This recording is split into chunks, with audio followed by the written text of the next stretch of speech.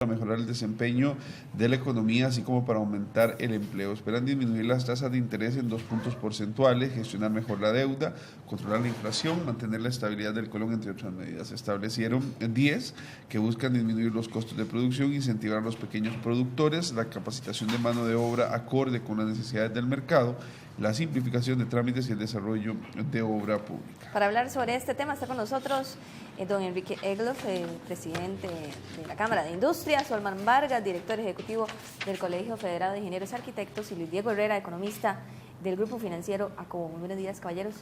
Buenos días. Buenos días. Gracias por la invitación. Don Enrique, es de aplaudir esta decisión del gobierno. ¿Cómo puede recibirla? ¿Cómo la recibe el sector industrial? Buenos días. Bueno, yo creo que buenos días, Jonathan, buenos días, Julieta, buenos días, colegas, compañeros y amigos.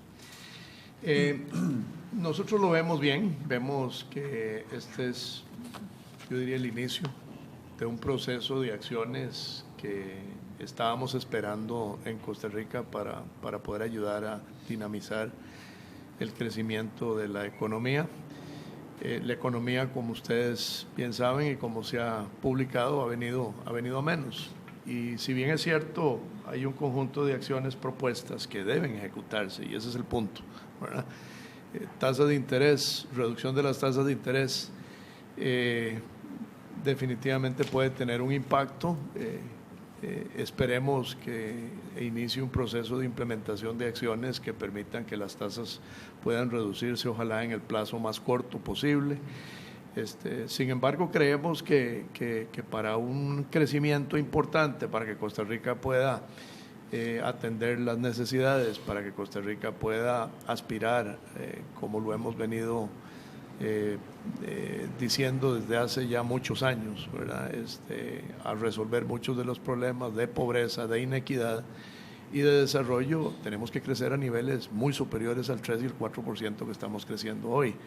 Entonces creemos que se van a requerir, ¿verdad?, otro tipo de acciones adicionales, más profundas y tal vez de mayor impacto a lo largo del tiempo, pero vemos con muy buenos ojos lo que está planteando el señor presidente y ahora lo que corresponde es apoyarlo y ayudarlo a ejecutar. Don Olman, se señalaba que se daría prioridad a proyectos de obra pública importantes, Ruta 32, mencionaba el ministro de Transportes ayer, pero bueno, el proyecto a San Ramón, San Ramón está paralizado, hasta donde tengo entendido, bien, no ha avanzado de la manera más rápida. ¿Cómo hacer, cómo garantizar esa agilidad o al menos esa prioridad para proyectos de obra pública? Sí, buenos días. En realidad, las medidas anunciadas ayer para nosotros como Colegio Federado las vemos con gran optimismo desde dos puntos de vista. La primera que comentaba don Enrique, que es la posible disminución en 2 puntos de las tasas de crédito bancarios, obviamente nos satisface mucho, ojalá se pueda lograr, porque como ustedes saben, el crédito bancario es en realidad la sangre del sistema de la construcción, ¿verdad? El crédito bancario es fundamental para que la gente decida invertir en mejorar sus viviendas, ampliar sus negocios, mejorar su industria, todo ese tipo de cosas, o construir obra nueva, y entonces desde ese punto de vista cualquier medida que facilite o estimule el que la gente pueda obtener un crédito bancario determinado va a generar un impacto importante en el sector de la construcción. El problema es que, bueno, y eso acá los economistas presentes lo podrán decir, pues no son medidas directas, de directa decisión del gobierno central, sino tienen que pasar toda una serie de cosas, por lo cual creemos que el gobierno central ahora se ve obligado, después de este anuncio, a trabajar muy fuertemente a que eso efectivamente se pueda llevar a cabo. Y la otra buena noticia fue que, bueno, se le iba a dar una prioridad a la inversión pública en infraestructura. Nos parece que tal vez la cifra que se utilizó ayer de 650 millones de dólares se queda un poco corta. Creemos que incluso hay una mayor disponibilidad de recursos a través de empréstitos que el gobierno central tiene para la inversión en obra pública.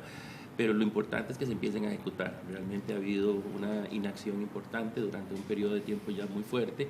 La inversión en obra pública más bien ha disminuido porcentualmente con respecto a lo que habían sido los últimos años, y eso puede ser también un segundo gran dinamizador del sector de la construcción.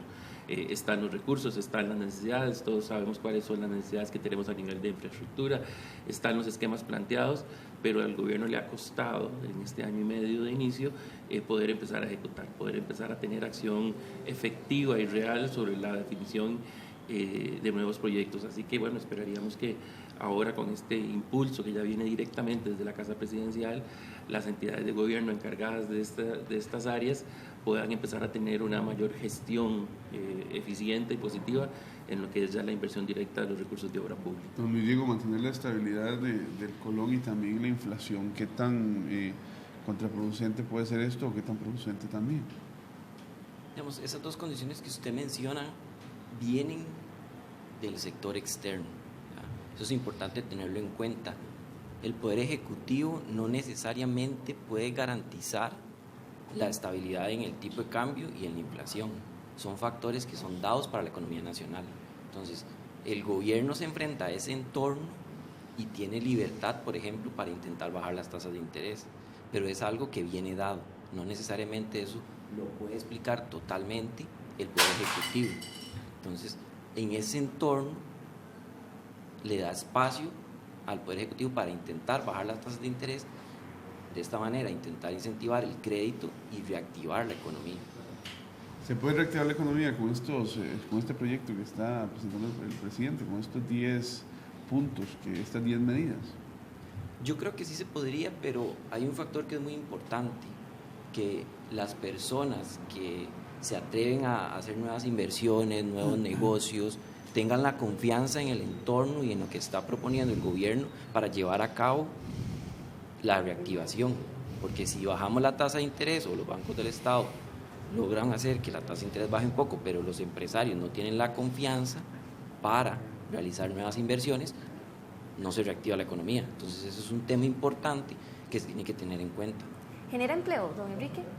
Esta serie de medidas, al tener más acceso al crédito, tasas de interés bajas. Sí, mire, si hay confianza y si hay condiciones de estabilidad económica y si hay competitividad, ahí me parece que hay un tema que es de la más alta importancia que hay que señalar y sobre el que vamos nosotros como Cámara de Industrias y desde el sector privado a impulsar acciones que son fundamentales para que si se genera algo de empleo, pues que se genere más empleo. O sea, tenemos que entender que aquí las medidas propuestas por el presidente generan un cierto grado de confianza y eso es positivo. Lo vemos con buenos ojos, pero creemos que hay toda una serie de acciones adicionales que deben implementarse, algunas de las cuales ya están contempladas en algunos planteamientos que recientemente, por ejemplo, anunció el señor presidente, como el Plan Nacional de Energía. Tiene que haber tarifas eléctricas competitivas para la industria y las instituciones tienen que ser sometidas, particularmente los generadores y las empresas que están públicas y privadas, pero especialmente las instituciones del Estado, porque el sector privado ha venido tomando acciones para buscar mejorar sus niveles de eficiencia. Tiene que haber acciones en el sector público para que haya mayor eficiencia en la prestación de los servicios. En materia de energía y en materia de tarifas eléctricas, tenemos que entender que la eficiencia es la que puede traducirse en mejores condiciones y mejores tarifas para los sectores productivos. Costa Rica se volvió caro y tenemos que crear condiciones que permitan que, además de la diferenciación que como país tenemos, porque aportamos valor agregado, porque nuestro recurso humano es más calificado, tenemos que tomar acciones que ayuden a incentivar la inversión más y a hacer crecer la producción. Enrique, ¿desde cuándo viene presentándose el problema con las tarifas eléctricas?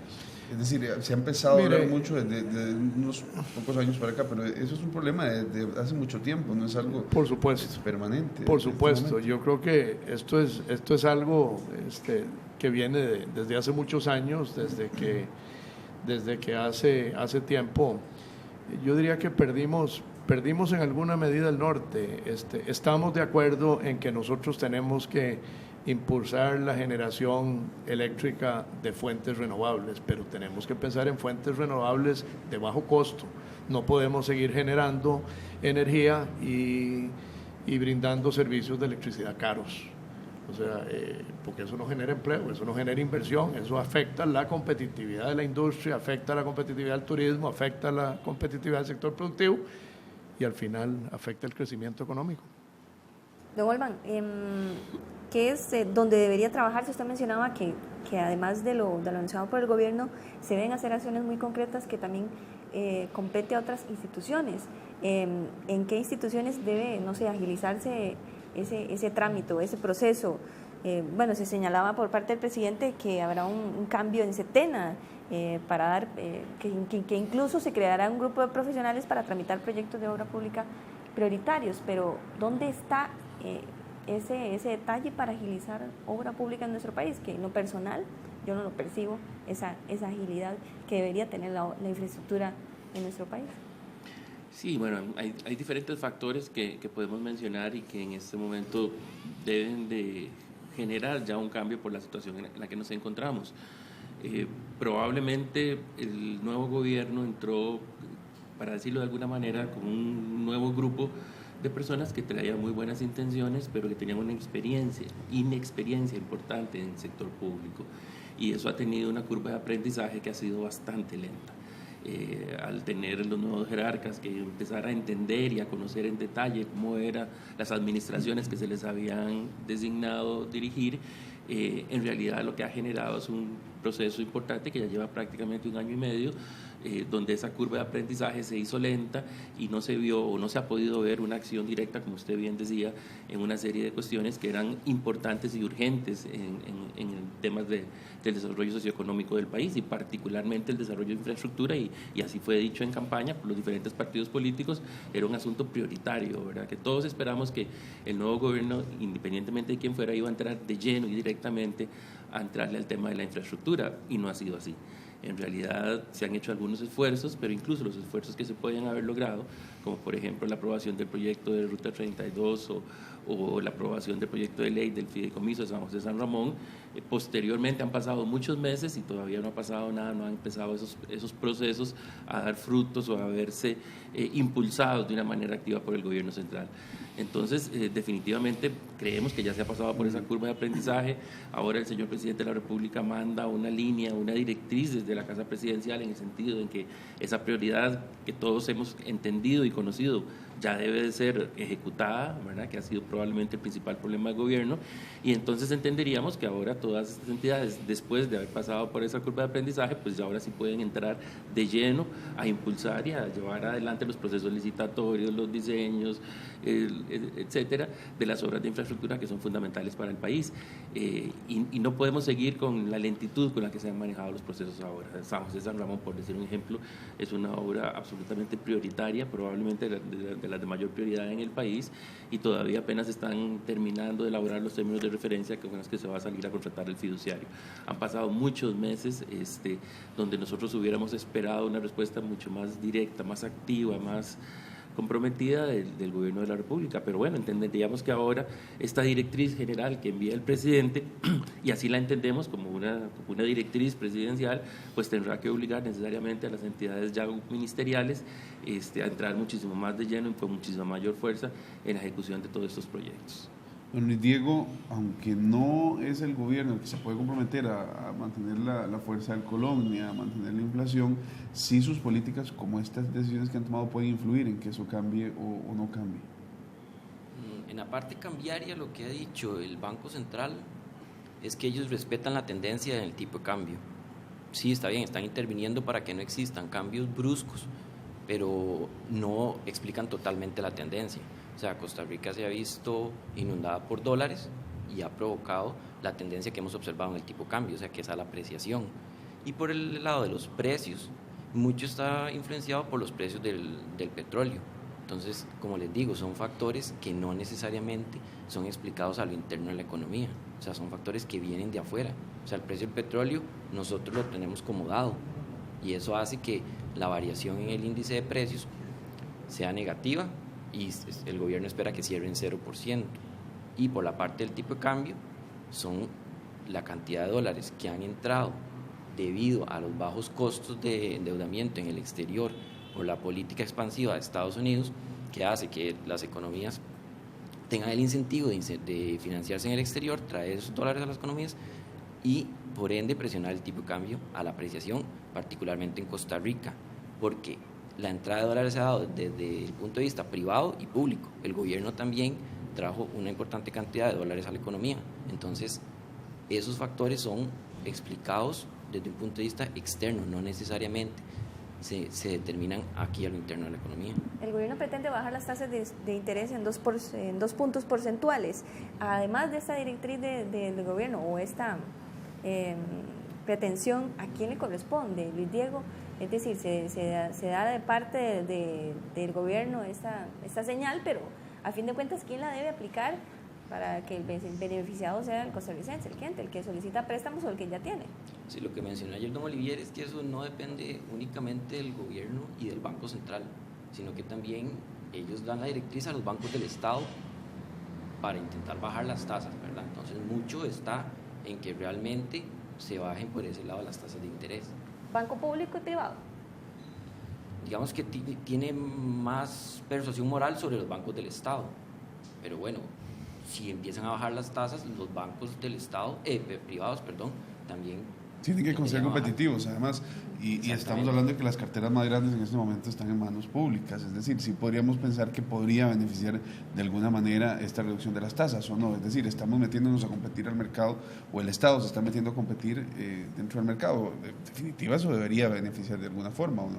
O sea, si se da la disminución en la tasa de interés, sí hay beneficio. ¿Cuál específicamente, concretamente? El costo de financiamiento, por ejemplo, para los empresarios es menor. Las personas que tienen créditos ven reducidas sus cuotas de los créditos, entonces tienen más ingreso disponible, ya sea para gastarlo, para ahorrarlo. Entonces sí hay beneficios. El tema está en que realmente se logre hacer la disminución en las tasas de interés. Don Enrique, estos beneficios podrían trasladarse a los empresarios, a las industrias. Vemos que, por ejemplo, el Banco Nacional tiene reservas grandísimas, también el Banco de Costa Rica podría ya irse trasladando eso para mejorar la economía. ¿Cuál es su posición con el tema de las tasas? Con el tema de las tasas hay un elemento que es de la más alta importancia, digamos, incorporar al proceso, y es el tema de acceso a crédito. Nosotros tenemos que crear condiciones que permitan que el sector productivo y en general las medianas y pequeñas empresas especialmente puedan tener acceso fácil al crédito. Aquí tenemos que hablar de financiamiento para innovación, tenemos que hablar de capital de riesgo, tenemos que hablar de financiamiento a medianas y pequeñas empresas para ayudarlos a crecer, tenemos que, desde Banca de Desarrollo vamos a estar impulsando acciones. El presidente anunció duplicar la cantidad de recursos que se espera colocar a través de Banca de Desarrollo. Nosotros somos parte del Consejo Rector como Cámara de Industrias de Costa Rica y en eso estamos trabajando ya desde hace varios meses, desde que la nueva ley del sistema de banca para el desarrollo entró en vigencia en el mes de abril de este año. Pero hay que crear condiciones de mayor facilidad para que el sector productivo pueda tener acceso al crédito, porque de nada sirven las tasas de interés más bajas si el sector productivo no puede accesar el crédito. Hay que simplificar los requisitos, hay que reducir los requisitos de manera tal que el sector productivo pueda tener acceso al crédito. Y se dice bien cuando se reflexiona sobre que esto es un asunto de competencia de los bancos comerciales, ¿verdad? El presidente puede emitir una directriz y la ha emitido, ahora corresponde a los bancos crear esas condiciones y al Banco Central y al gobierno con el manejo adecuado de la deuda, que no existan presiones sobre las tasas de interés para que puedan reducirse de manera efectiva. Se anuncia que se crearán más de 21.000 plazas en el Instituto Nacional de Aprendizaje para la formación de técnicos en especialidades más demandadas por las empresas, don Enrique. ¿Cuáles son esas especialidades que se necesitan en este momento en el país? Y realmente se requiere esa cantidad o más de especialidades. Sí, se requiere esa cantidad o más. Definitivamente el sector productivo a través de los años ha visto como las instituciones de educación superior no forman el recurso humano que el sector productivo necesita. En el INA se están generando las condiciones para impulsar técnicos en las diferentes áreas de mayor oportunidad, de mejores condiciones de empleo y de mejores condiciones de compensación, inclusive por las empresas que así lo demandan, ¿verdad? Gente formada en áreas de carreras técnicas, ¿verdad? Que son las que tienen hoy día mayores oportunidades en el país por la inversión extranjera y también por la inversión nacional que busca cómo innovar y cómo producir más eficientemente. Y el sector turismo, por supuesto, también. Nos preocupa la falta de respuesta de parte de las de las universidades estatales, ¿verdad? Que deberían de formar más recurso humano en las áreas técnicas, en las áreas de ingeniería. Ese es un tema que todos desde hace muchos años hemos venido compartiendo. Estamos de acuerdo en que se le den los fondos que se requieren para la educación superior, pero también estamos urgidos de que nos generen respuesta, de que nos den el recurso humano que necesitamos. Don Holman, en el tema de simplificación de trámites, ustedes desde el colegio han hecho un cambio abismal en esto. ¿Cómo podrían ustedes colaborarle a otras entidades o a otras partes del Estado que ahorita están tan entrabadas con el tema de simplificación? Ustedes lo han reducido casi que a niveles mínimos en la ejecución de los proyectos. ¿Cómo podríamos replicar esto en otras áreas? Sí, estamos trabajando muy fuertemente en eso. En realidad el trámite de un permiso de construcción tiene 3 tiempos. El primer tiempo sería lo que son los trámites previos, cuando usted tiene que ir a pedir la disponibilidad de agua, los retiros, el uso de suelo, todo ese tipo de cosas. El segundo es el trámite institucional y el tercero es el trámite municipal. Hemos tenido grandes avances, como usted bien dice, en el trámite institucional y en el trámite municipal. Pero donde estamos pegados en este momento es en los trámites previos. Dependiendo del tipo de proyecto, hay más de 24 instituciones a las que se tiene que visitar para diferentes... para solo un permiso. Sí, dependiendo del tipo de obra que vaya a desarrollar, en determinado momento necesita el uso de suelo, la disponibilidad de agua, los retiros, si pasa frente a una calle pública, una gran cantidad de cosas. Y cada una de esas cosas usted tiene que ir a conseguir el documento correspondiente, de la autorización correspondiente a diferentes instituciones. Entonces lo que queremos es meter dentro del proceso de simplificación todo ese proceso, que el usuario, ya no solo el profesional de ingeniería en arquitectura, como ahora hacemos en un trámite institucional, sino ya el usuario corriente pueda desde sus casas poder accesar y conseguir toda esa información de manera electrónica. Es un proceso que estamos coordinando junto con el Ministerio de Economía, Industria y Comercio y también con el apoyo del Ministerio de Vivienda, y es el colegio el que lo está desarrollando. Ya hemos hecho todo un proceso muy fuerte de levantamiento de todos esos pasos y esos requisitos, y ahora entraríamos en una segunda fase, que es ya desarrollar un software específico para que pueda ser utilizado por el ciudadano y se puedan simplificar y sobre todo bajar los tiempos enormes que hay ahora en conseguir todos esos documentos previos que se necesitan después para obtener un permiso de construcción. Sobre esta competitividad, perdón, Julieta, sobre esta competitividad, don Enrique, totalmente este exceso de trámites, sí, en esto y en otro montón de cosas más. Por supuesto, nosotros creo que tenemos que lograr que el Ministerio de Economía y las diferentes dependencias del Estado asuman un rol más dinámico, más efectivo para simplificar los trámites. Hacienda, por ejemplo. Hay duplicaciones y hay excesos de requisitos que las diferentes dependencias de Hacienda, que no se hablan entre sí, ¿verdad? Le exigen a las empresas. Y está bien, tiene que haber control, tiene que haber fiscalización, pero tiene que haber fiscalización. La fiscalización, tal y como lo establece la legislación y la ley 8220, nos debe cobijar a todos, absolutamente a todos. Y la ley debe de cumplirse. Por otro lado, me parece que hay una serie de temas que son importantes de señalar y que, si bien es cierto, se está trabajando en ello, nosotros estamos haciendo planteamientos muy serios y asumimos posiciones muy firmes. Nosotros no podemos seguir sosteniendo la ineficiencia. Y voy a citar un ejemplo típico que está en este momento en la opinión pública: Recope. Aquí tenemos una institución que refina en cuanto a recurso humano, pero en cuanto a combustibles, cero. No refinamos absolutamente nada y estamos sosteniendo un aparato que le está costando a los costarricenses, sin menospreciar y sin dejar de señalar obviamente el tema de los impuestos. Hay que crear mejores condiciones para incentivar la producción, entonces se requiere trabajar en otras áreas. Vemos esto que está planteando el señor presidente como una señal muy positiva y el inicio de un proceso que tiene que incorporar otros temas y que tiene que hacer que un Consejo de Competitividad que fue creado por decreto funcione con mayor efectividad y mayor diligencia que la forma en que está operando hoy día. Luis Diego, además de esto, del mantener la estabilidad del colón, mejorar el manejo de la deuda, reducir las tasas de interés, hay medidas como aumentar la compra del programa del Consejo Nacional de Producción de los pequeños y medianos productores, también aumentar la cartera de crédito para los préstamos de banca para el desarrollo. ¿Eso cómo ayuda, cómo beneficia o cómo impulsa la economía? Pues por una parte, si los pequeños productores pueden tener acceso al crédito y tienen más crédito, pues eventualmente podrían generar más actividad económica. Por la parte de que les compren la producción, ahí lo que yo no sé es cómo lo haría el gobierno. O sea, ¿quién compraría esa producción necesariamente? ¿O le van a ayudar a que el pequeño productor ponga su producción en el mercado o lo va a comprar el gobierno? Ahora, al final de cuentas, lo que está haciendo con la medida que plantea el Poder Ejecutivo es crearle demanda a esos productos. La duda que surge es cómo van a hacer eso. Pero al final de cuentas lo que buscan ahí es reactivar la economía. Pero sí es importante que, digamos, que los pequeños productores les aumenten el crédito. Bueno, está bien, pero que tengan acceso a ese crédito. Y por otra parte, no me queda claro quién va a comprar esa producción.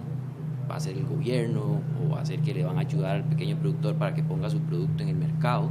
Es un tema que no está tan claro en la medida que plantea el Poder Ejecutivo. ¿Qué plazo tendría que haber para que se dé esa reactivación de la economía? O se note ese impulso si son efectivas esas medidas. Pues tiene que pasar al menos algunos meses. O sea, ya la actividad económica muestra 5 meses de aceleración, entonces ya la actividad se viene acelerando. Ahora, los resultados de estas medidas no van a ser inmediatos. Tiene que pasar algunos meses para que se empiecen a ver los resultados. En este caso, el gobierno está impulsando todas estas medidas, pero hay otro tema que es muy importante, don Enrique, que es el tema del equilibrio fiscal, que es quizá uno de los temas donde hay más divergencia de opiniones. ¿A qué estaría llegando, a qué acuerdo o cuál consenso habría entre los empresarios industriales para aligerar proyectos, no sé, como evasión fiscal, el mismo tema, no sé si entrar a valorar impuestos, sino más bien darle un poco más de fuerza a la administración para que cobre? Todo eso también es fundamental en el equilibrio al final de la balanza del país. Sí, y dice bien Jonathan, cuando usted señala balance, ¿verdad? Tiene que haber un balance entre la gestión de cobro y la fiscalización y los derechos del que paga los impuestos. Porque al final de cuentas al sector productivo y al que paga impuestos hay que dejarlo producir y hay que dejarlo generar riqueza para poder traducir esa riqueza en más crecimiento y en más impuestos. Tenemos que definitivamente intensificar los esfuerzos para combatir el contrabando. La evasión fiscal hay que de manera muy efectiva combatirla. Nosotros estamos de acuerdo en que el Estado tiene que tener herramientas de control. La Cámara de Industrias ha venido insistiendo desde hace ya muchísimos años, y no es con este gobierno, sino es con gobiernos anteriores, de que aquí tenemos que ir a una reforma fiscal, no a una reforma tributaria, y que tenemos que entrarle de fondo al tema del gasto, el tema de los salarios del sector público, el tema de las convenciones colectivas, el tema de los excesos, el tema de los pluses salariales que favorece a unos pocos, ¿verdad? No puede afectar a 3,5 millones de la población costarricense, y eso es lo que está pasando, porque hemos perdido competitividad por defender una serie de privilegios y excesos en Costa Rica que favorecen a unos pocos. Yo entiendo que aquí hablemos y se diga, aquí tenemos que entender que hay derechos adquiridos.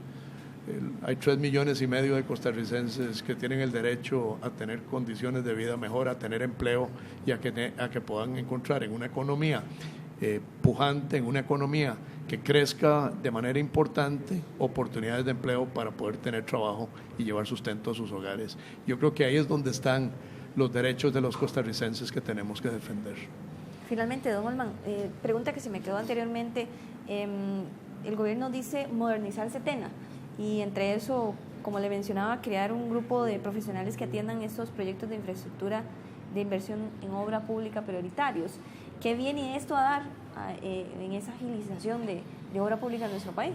Sí, bueno, la Setena es todo un tema. Es importante decir que está en este momento en un proceso de una consultoría que está haciendo toda una revisión ¿verdad?, de todo lo que es el funcionamiento de la CETENA, y uno esperaría, y ha sido muy participativa, nosotros hemos participado en eso y también una serie de organizaciones e instituciones, y esperaríamos que el resultado de esa consultoría venga a dar una línea importante en una modernización de la CETENA como un todo. Una de las cosas fundamentales en la CETENA es que actualmente están yendo a la CETENA una gran cantidad de proyectos que no tienen mayor impacto.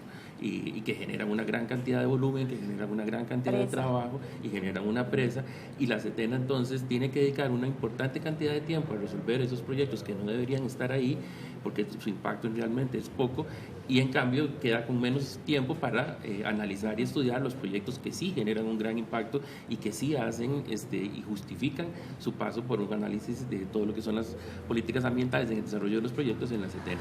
Entonces nosotros entenderíamos que la CETENA necesita necesariamente cambiar lo que son los alcances de su acción para eliminar una gran cantidad de proyectos que están yendo que no tiene mayor sentido y concentrarse en los proyectos importantes, en los proyectos de gran impacto para el desarrollo del país. Desde ese punto de vista, pues generar que haya un grupo de especialistas, entendería lo que dijo el señor presidente ayer, que se van a dedicar a darle prioridad a estos proyectos, es muy importante, pero no resuelve el problema del todo. El problema del todo necesita una reestructuración donde se le quite a la CETENA la responsabilidad de analizar un montón de proyectos de muy poca importancia, de muy poco impacto, que eso se puede manejar a través de los desarrollos profesionales directos, y dejar a la CETENA realmente para los proyectos de gran importancia y gran trascendencia que tiene el país. Estos temas sin duda estarán abarcando la agenda pública en los próximos días y semanas, y estaremos dándole cobertura amplia a un tema que está afectando directamente y que va a afectar directamente, Julieta, el bolsillo de los costarricenses y la posibilidad de generar muchísimo más empleos y ver si podría entrar a mejorar una economía que ha venido ahí un poco queda. Muchísimas gracias a don Luis Diego Herrera, economista del Grupo Acobo, a don Enrique Egloff de la Cámara de Industrias, a don Olman Vargas, director ejecutivo del Colegio Federado de Ingenieros. Sí, así es. Hay todavía una segunda parte, podemos decirlo, de este tema. La trataremos después del corte comercial. Hacemos una pausa, ya venimos.